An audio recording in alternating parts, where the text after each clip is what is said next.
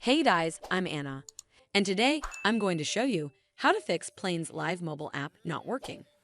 So first of all, you need to make sure you're running the latest version of the app.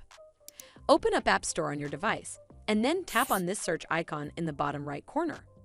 Then search for the Plane's live app, and if you see this update button right next to the app name, simply tap on it to make sure you're running the latest version of the app. But if you still encounter this issue, then you need to clear App Cache.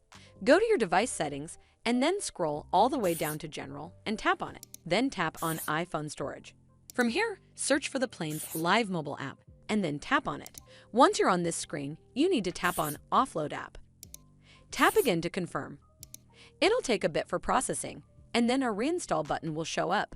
Simply tap on it to reinstall the app. This should fix the issue, but if it doesn't, then you need to completely reinstall the app. Follow the on-screen instructions to navigate all the way to the app page.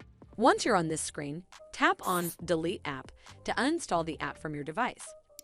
Once uninstalled, you need to open up App Store and then search for the Plane's Live app right over here in the search bar, and then click on this Get button to install it back on your device.